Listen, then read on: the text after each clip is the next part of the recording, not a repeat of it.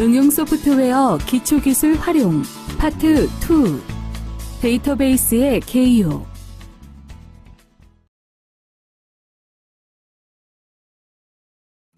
여러분은 스마트폰, 인터넷 쇼핑몰, SNS, 이메일, 포털 사이트를 하루에 한 번이라도 이용하지 않은 적이 있으신가요? 여러분이 일상적으로 이용하는 시스템 혹은 서비스를 구성하기 위해서 반드시 필요한 것은 무엇이라고 생각하십니까? 생각이 다를 수도 있지만 사용자에게 서비스를 제공하기 위해 필요한 데이터 관리가 중요하다는 것에 이의를 제기하는 분은 거의 없을 것입니다. 서비스를 이용하는 사용자에게 최적화된 서비스를 제공하기 위해 저장해야 할 데이터의 양은 점차 증가하고 있으며 증가하는 데이터의 저장과 관리를 쉽게 하기 위해 필요한 것이 바로 데이터베이스입니다. 그럼 이번 시간에는 데이터베이스가 무엇인지 이해하고 데이터베이스의 종류에는 어떤 것이 있는지 살펴보겠습니다.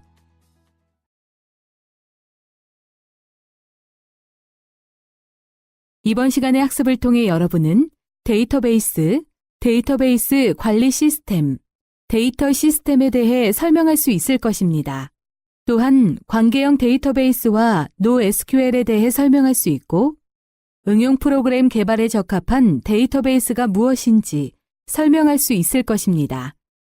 학습 내용을 확인하셨다면 학습을 시작해 봅시다.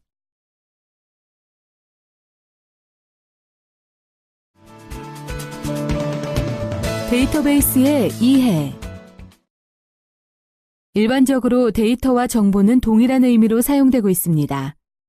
그러나 정확히 구분하면 조금 다른 의미입니다. 먼저 데이터는 질적 데이터와 양적 데이터로 나눌 수 있습니다. 질적 데이터는 종교, 전화번호 등과 같이 수치로 나타낼 수 없는 데이터를 말합니다. 양적 데이터는 온도, 실적 등과 같이 수치로 나타낼 수 있는 데이터입니다. 이러한 데이터를 필요에 따라 의미 있게 사용할 수 있도록 처리한 결과물을 정보라고 합니다. 데이터와 정보의 예를 들어볼까요? 실제 설악산의 높이를 측정한 값이 데이터라면 설악산을 소개하기 위해 여행 안내 책자에 실린 설악산의 높이는 정보라고 할 수 있습니다. 즉 데이터는 가공되지 않은 상태이며 정보는 데이터를 처리하여 얻은 결과물이라고 할 수 있습니다. 설악산 안내 책자에서 설악산에 대해 정확한 정보를 제공하기 위해서는 설악산에 대한 많은 데이터가 필요한데 수집된 데이터를 효율적으로 저장하는 것이 바로 데이터베이스입니다. 데이터베이스를 이용하지 않을 경우 여러분이 특정 대상에 대한 데이터를 수집하고 관리해야 한다면 어떻게 하시겠습니까? 수집된 데이터를 저장하고 관리하기 위해 마이크로소프트사의 엑셀이나 워드 같은 다양한 응용 프로그램을 사용할 것입니다. 응용 프로그램에서 수집한 데이터를 입력하고 저장하게 되는데 이때 해당 응용 프로그램에서 사용할 수 있는 파일이 생성될 것입니다. 해당 응용 프로그램을 이용하여 생성한 파일에 접근하여 추가 수집된 데이터를 저장하거나 수정, 삭제를 함으로써 데이터를 관리하게 됩니다. 엑셀을 사용하여 생성한 파일을 이용하기 위해서는 엑셀을, 워드를 사용하여 생성한 파일을 이용하기 위해서는 워드를 사용해야 합니다. 이처럼 파일을 생성하여 데이터를 관리할 경우 별도의 응용 프로그램으로 데이터 파일을 관리해야 합니다.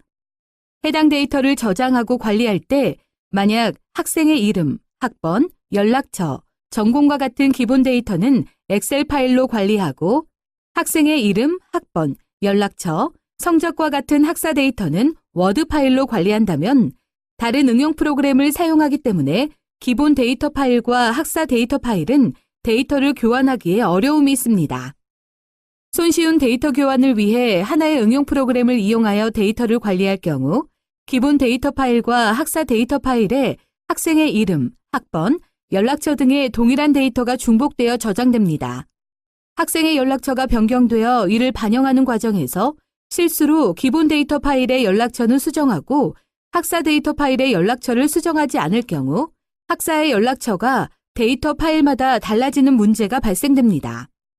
이처럼 여러 파일을 이용하여 데이터를 관리할 경우 데이터의 일관성을 유지하기에 어려움이 있습니다. 이와 같이 데이터를 파일로 관리함으로써 발생하는 여러 문제점을 해결하기 위해서는 응용 프로그램과는 별도로 데이터를 한 곳에 모아 관리한다면 데이터를 효율적으로 처리할 수 있습니다.